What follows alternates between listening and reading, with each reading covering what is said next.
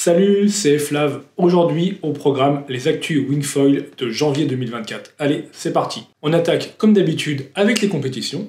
Fin novembre a eu lieu la dernière étape de la Coupe du Monde de Wingfoil en freestyle et slalom au Brésil.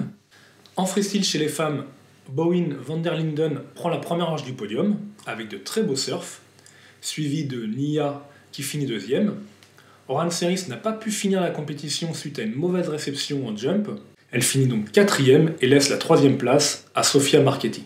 Cette année, Nia aura raté seulement 2 fois la première marche du podium en freestyle sur les étapes de l'E4 et du Brésil, et donc elle finit à chaque fois deuxième. 2023 aura vraiment été l'année de l'Espagnol, elle a vraiment tout dominé à chaque fois. Au classement annuel freestyle femmes, on retrouve donc Nia sur la première marche du podium, suivi de Bowen van der Linden et de la Calédonienne Oran Seris. Chez les hommes en freestyle, je retiens le frontside 1080 de Clément Hamon, son premier en compétition je pense. Autre belle perf d'un rider gong, on a le 10 sur 10 de Bastien Escoffet pour un back mob 360, posé en petite finale contre Clément. Autre point à noter, c'est la difficulté du spot, surtout la mise à l'eau, avec des top riders comme Noé Kouyala qui n'arrivent pas à passer la barre. Vous l'avez deviné, le carré final est composé de Clément, Bastien, Christopher McDonald et Malo Guénolé. Malo s'impose devant Chris, Bastien prend la troisième marche du podium et Clément finit quatrième, signant sa meilleure performance sur l'année. Au classement annuel, on retrouve Chris sur la première marche du podium, suivi de Malo et Alan Félit en quatrième place. A noter une grande domination des Français puisqu'on va retrouver sur les 5 premières places 4 Français, avec Bastien qui est quatrième et Axel Gérard qui est cinquième. Après 5 éliminations, c'est Oscar Leclerc qui remporte l'étape, suivi de Francesco Capuzzo, ce qui permet à l'Italien de soulever le titre mondial annuel. Au classement annuel, Titouan Galère finit deuxième, suivi de Bastien Escoffet.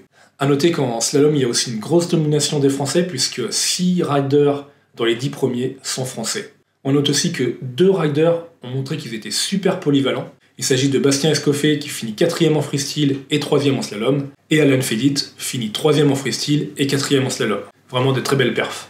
Chez les filles, en slalom, Nia remporte 5 des 7 courses. Elle remporte naturellement l'étape, suivie de Kylie Belœuvre et Bowen van der Linden. Au classement annuel, Nia est suivie d'Oran et de Kylie. Le trick du mois. Pour le trick du mois, je voulais mettre en avant un trick assez simple et stylé. Il s'agit de la navigation assis. Alors il faut bien sûr savoir maîtriser la hauteur de son vol, mais c'est globalement le seul prérequis. Quelques astuces qui m'ont aidé à maîtriser ce trick. La première, c'est d'être bien toilé. Puisqu'on va être assis, la wing elle va être au mieux à 45 degrés, donc elle va être un peu en parapluie, on va avoir beaucoup moins de puissance, donc il faut quand même être bien toilé pour pouvoir continuer à voler.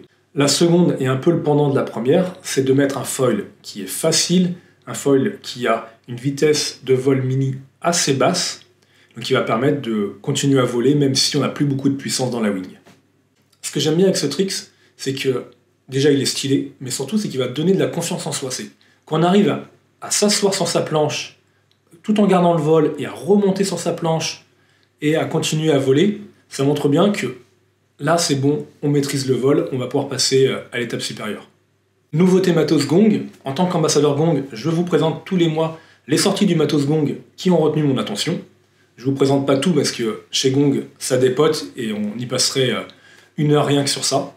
Ce mois-ci c'est bien sûr les nouvelles planches de wing et les nouvelles Neutra et Droid Team Series en UPE Aramid. Au niveau des planches, ce que je retiens, c'est la nouvelle Stunt, que l'on a pu voir depuis quelques temps sous les pieds des pro riders sur les étapes de la Coupe du Monde. C'est une planche qui est faite pour le surf freestyle. La largeur va être assez faible, mais le nez et l'arrière vont être un peu plus larges pour apporter de la stabilité en réception. Plus globalement, au niveau des shapes des planches 2024, on a maintenant des carènes plates à l'arrière.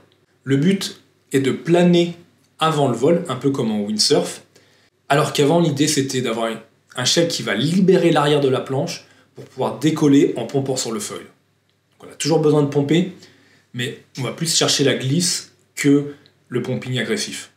J'ai pris une stunt 4.9 80 litres et une Cruise Diamond 5.8 80 litres, donc on va en reparler très rapidement sur la chaîne. Au niveau des wings, on avait aussi aperçu la Droid UPE Aramid sur les compétitions GWA, notamment au Brésil.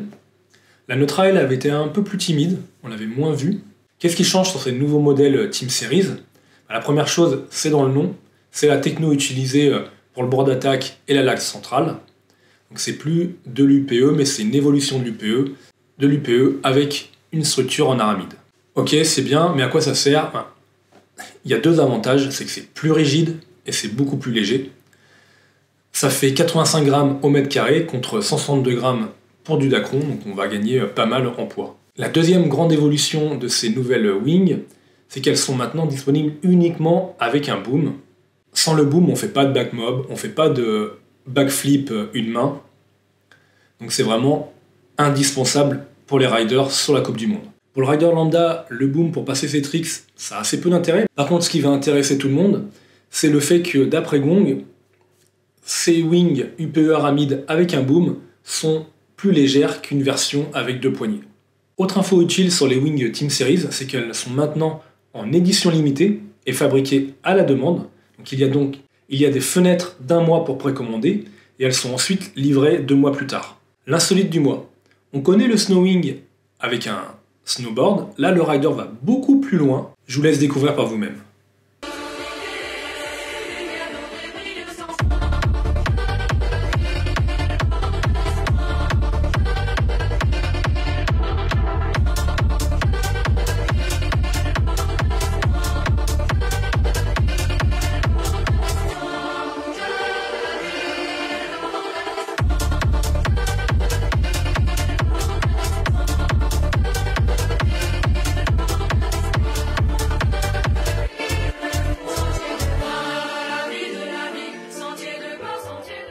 Et pour finir, la vidéo du mois. Alors ce mois-ci, pour moi, il n'y avait pas débat sur la vidéo du mois. C'était le shooting Gong 2024 au Brésil.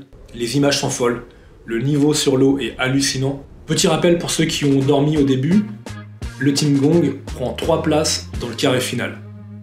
Donc il n'y a littéralement pas mieux que Malo, Bastien et Clément dans ces conditions. Les paysages aussi sont fous, on en prend vraiment plein la vue. Merci d'avoir regardé cette vidéo jusqu'à la fin et je vous laisse sur ces superbes images du Brésil. Allez, salut!